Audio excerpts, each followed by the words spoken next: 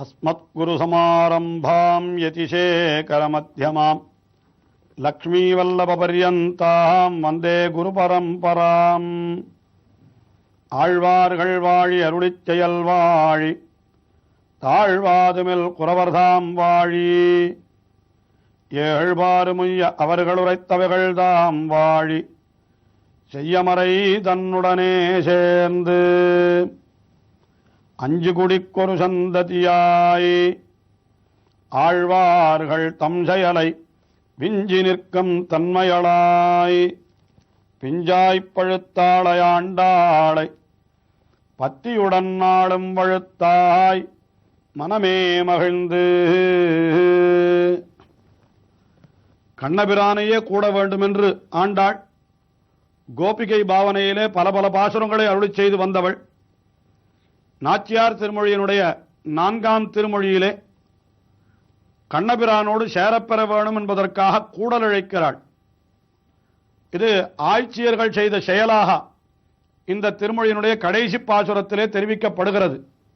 ஆய்ச்சியர் கூடலை குழற்கோதை என்று ஆய்ச்சியர்கள் இழைத்த கூடல் என்று காட்டுகின்றாள். அதாவது ஒரு பெரிய வட்டத்தை இட்டு அதிலே சிறு சிறு சுழிகளாக சுழித்து அவற்றை எண்ணிக்கொண்டே வருவது, இரட்டைப்படையாக வந்தால் கண்ணனோடு கூடுவோம் என்று தெளிவது என்ன. இதுதான் அந்த கூடல் இழைத்தனுடைய தாத்பரியம். அந்த கூடல் இழைக்கின்ற பொழுதே கூடலே நான் கண்ணனோடு கூடுவேனாகில் நீ கூடு நீ கூடு என்று அதை வேண்டிக் கொண்டே கூடல் இழைப்பதாக அப்படி பாசுரங்கள் அருளி செய்யப்பட்டுள்ளன. அதிலே நாம் 3 பாசுரங்களை பார்த்தோம். 4வது பாசுரத்திலே என்ன தெரிவிக்கிறாள் என்னால், கண்ணபிரான் அந்த கடம்ப மரத்தின் மீது ஏறி காளியன் மீது குதித்து அந்த காளியனுடைய கொழுப்பை அடக்கினான் அல்லவா, அப்படிப்பட்ட கண்ணன் வந்து நம்மோடு கூடுவானாகில் கூடலே நீ கூடு என்று தெரிவிக்கின்றாள். எதற்காக என்றால், நம்மோடு கூடுவதற்கு விரோதிகள் எவையேனும் இருந்தால் அந்த விரோதிகளையும் அவன் அடக்க வல்லவன் என்பது அந்த காளியனை அடக்கின சரித்திரத்திலே கிடைக்கிறதாம். ஆயினாலே அப்படிப்பட்ட கண்ணனோடு கூட வேண்டும் என்ற தன்னுடைய அவாவை இந்த 4ஆம் பாசுரத்திலே வெளியிடுகிறாள். ஆய்ச்சிமார்களும் ஆயருமஞ்சிடா கூத்தனே கடம்பேறி புகப்பாய்ந்து ஆய்த்த காளியன் மேல் நடமாடியா கூத்தனார்வரில் கோடிடகோடனே.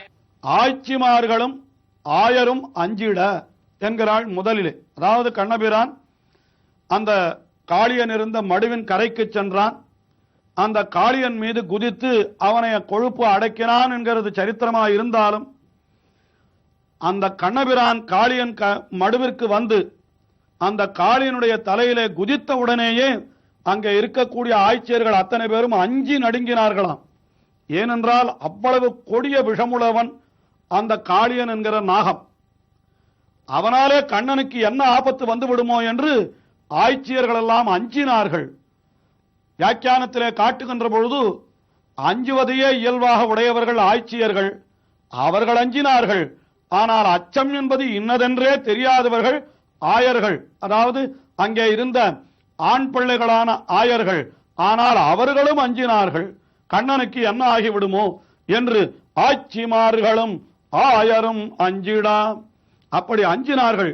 ஏனென்றால் அந்த காளியன் என்பவன் அவன் அப்படி தன்னுடைய வாயிலிருந்து விஷத்தை கக்கினால் ஒரு 10 மைல் வரை அங்கே இருக்கக்கூடிய அத்தனை மரம் செடி கொடி எல்லாம் அப்படியே எரிந்து போய்விடுமாம். அந்த விஷத்தினுடைய ஒரு உஷ்ணத்தாலே நெருப்பினாலே அப்படியே பட்டு போயிருக்குமா. அப்படி அந்த விஷத்தை உடைய காளியன் அவன் தலைமீதன்றோ இவன் குதித்தான் என்று நினைத்து அப்படி ஆய்ச்சிமார்களும் ஆயரும் அஞ்சிடா, அவர்களெல்லாம் அஞ்சி நடுங்கினார்கள். அப்படியே மூர்ச்சை போட்டு விழுந்து விட்டார்கள் கரையிலே என்று சொல்லுகின்றார்கள். அப்பொழுது கண்ணன் என்ன செய்தான், அந்த பொய்கையினுடைய கரையிலே ஒரு கடம்ப மரம் இருந்தது. அந்த கடம்ப மரத்தின் மீது ஏறி அதிலிருந்துதான் காளியனுடைய தலையிலே குதித்தான். அதை வர்ணிக்கிறார். பூத்த நீள் கடம்பு ஏறி புகப்பாய்ந்து. பூத்த நீள் கடம்பு என்னார்.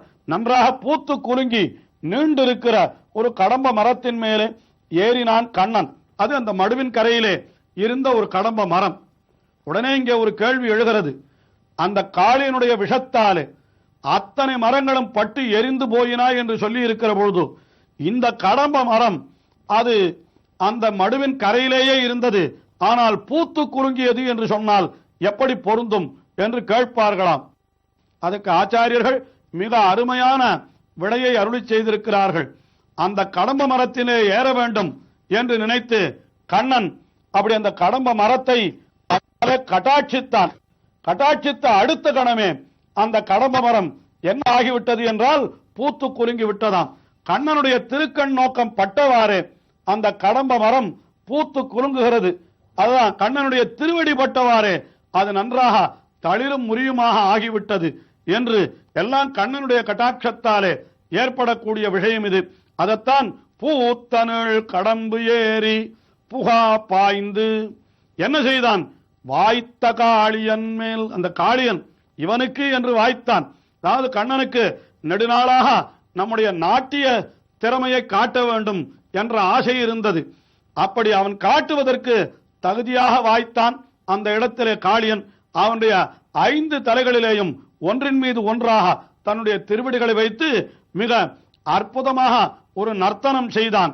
உண்மையிலே சொன்ன போனால் இந்த நாட்டியத்திற்கெல்லாம் அவன்தான் அங்கே இலக்கணம் வகுத்தான் என்கிறார்கள் ஆச்சாரியர்கள். அதனாலேதான் ஆண்டாளும் கூட இங்கே என்ன தெரிவிக்கிறாள், அப்படிப்பட்ட வாய்த்த காளியன் மேல் நடமாடிய கூத்தனார்.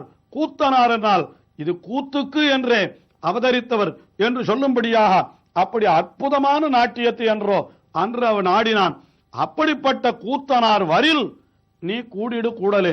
அந்த கூத்தனார் என்னோடு வந்து கலப்பாரா, அவரை நான் அடைவேனா, அப்படி நிச்சயம் நான் அந்த கண்ணனை அடைவேன் என்றால் கூடலே நீ கூடுவாயாக என்று இப்படி அந்த கூடலை வேண்டிக் கொள்ளுகிறாள். அடுத்த பாசுரம், அதில் 5வது பாசுரத்திலே என்ன தெரிவிக்கப்படுகிறது என்னால், அந்த கண்ணபிரான் காளியனை அடக்கினது மட்டுமல்ல, கம்சனாலே ஏவப்பட்ட ஒரு மத யானை, அந்த மத யானையும் கூட அவன் அடக்கினான். கோலையாபீட்டம் என்கிற யானை. அப்படிப்பட்ட வீரனோடு கூட வேண்டும், அவன் என்னோடு கூடுவனாகில் கூடலே நீ கூடிடு என்று 5வது பாசுரத்திலே தெரிவிக்கிறாளாம். மாடமாளிகைசூழ் மதுரை 14 நந்தருவின் நடுவே வந்திட்டு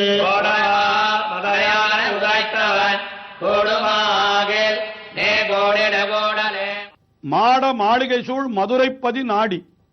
ஆக திருவாய்ப்பாடியிலே இருக்கிற காலத்திலேதான் அவன் தீம்புகளை செய்தான் என்றில்லை. திருவாய்ப்பாடியில் இருக்கிற பொழுது எத்தனையோ அசுரர்களை எல்லாம் அழித்தான். ஆனால் மதுரா நகரத்திற்கு கண்ணன் சென்றான். எதற்காக? அங்கே கம்சன் வில்விழவு என்று ஒரு தனுர் யாகம், ஒரு ஆயுத பூஜை நடத்துகிறான். அதற்காக கண்ணனை அங்கே அழைக்கிறான். அந்த கண்ணனை வதம் செய்துவிட வேண்டும் என்பதுதான் கம்சனுடைய எண்ணம். அதற்காக என்ன செய்தான் என்றால், தன்னுடைய பட்டத்து யானையான கோலையா பீட்டம் அதற்கு மதம் பிடிக்கும்படி அதற்கு உணவை இட்டு வைத்து விட்டான். அது மதம் பெருகுகின்ற ஒரு பெரிய யானை அங்கே கண்ணனிடத்திலே கண்ணனை குத்தி போடுவதற்காக அது ஓடி வருகிறது.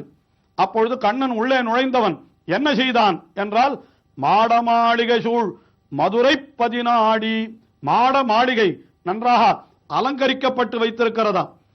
அந்த கம்சன் எதற்காக அலங்கரித்து வைத்திருக்கிறான் என்றால், தான் நடத்துகின்ற வில்விழாவிற்கும் இந்த கண்ணனை வதம் செய்ய போகிறோம் என்கின்ற மகிழ்ச்சிக்குமாக அவன் அலங்கரித்து வைத்தான்.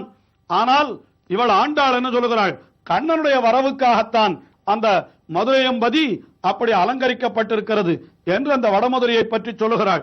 மாடமாளிகை சூழ் மதுரை 14 அந்த மதுரை பதிக்கு சென்றான் கண்ணன். அங்கே என்ன செய்தான், நம் தெருவின் நடுவே வந்துட்டு, நம்முடைய தெருவு வழியாக என்று ஆண்டாள் இந்த பாசுரத்திலே அருளி செய்கிறாள். நம்முடைய தெருவு என்று இவளுக்கு மதுரையம்பதியிலே ஒரு தெரு உண்டோ? இவள் அவதரித்தது ஸ்ரீவில்லிபுத்தூரிலே. ஆனால் இப்பொழுது இவள் சொல்லுவது வடக்கே அந்த மதுரா நகரம் இருக்கிறதே, மதுரா கண்ணபிரான் பிறந்த திவ்ய தேசம் அது இருக்கிறதே, அதை தெரிவிக்கிறாள். மதுரை 14 நம் தெருவின் நடுவே என்று இவளுக்கு அங்கே ஏது தெருவு என்று கேட்டுக்கொண்டு மிக அழகாக வியாக்கியானத்திலே ஓர் அர்த்தம் காட்டுகின்றார். என்னவென்றால், கண்ணபிரான் மதுரா நகரத்திலே செல்லுகின்ற பொழுது அங்கே கம்சனுக்காக மாலை கட்டி கொடுப்பவராம், பூமாலை கட்டி கொடுப்பவர். அவருக்கு மாலாக்காரர் என்றே பெயர் சொல்லுகிறார்கள். மாலாக்காரர் என்னால் மாலை கட்டுபவர் என்பதே பொருள். அவருடைய வீட்டிற்கு கண்ணனே தேடிச் சென்று எனக்கு அழகான மாலை வேண்டும், நீர் கொடும் என்று கேட்க அவரும் கொடுத்தார். பிரசாத பரமோ நாதோ மம கேகமுபாகதோ தன்யோகம் அர்ச்சயிஷ்யாமி மால்யோபஜீவனஹா, நான் பாக்கியசாலி ஆனேன் என்று சொல்லி அந்த மாலையை கண்ணனுக்கு கொடுத்தாராம். அவர் இருக்கிற தெருவுக்கு கண்ணபிரான் சென்றான் என்று இது புராணங்களிலே சொல்லப்பட்டிருக்கிற வரலாறு. அப்படி அந்த மாலாக்காரர் இருந்த தெருவைத்தான் ஆண்டாள் இங்கே நம் தெருவு என்று சொல்லுகிறாள் என்று சொன்னார்.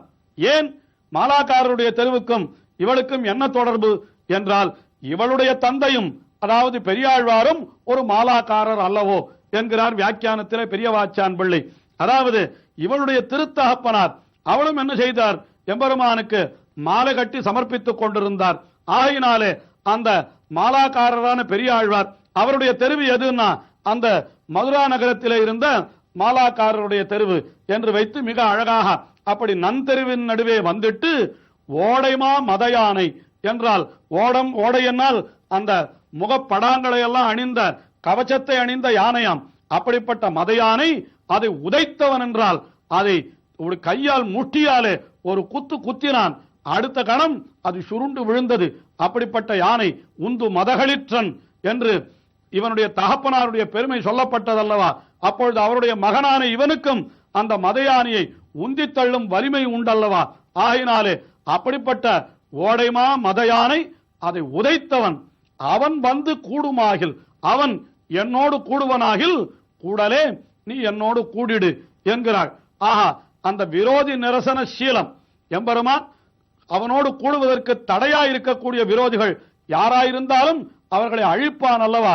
அப்படி ஆணையை அழித்தது போல எனக்கு விரோதிகளாய், அதாவது அவனோடு சேருவதற்கு விரோதிகளாய் இருப்பவற்றையும் அழித்து என்னையும் தன்னோடு அவன் கூட்டிக் கொள்ளுவானாகில் கூடலே நீ கூடிடு என்கிறாள். தொடர்ந்து அனுபவிப்போம்.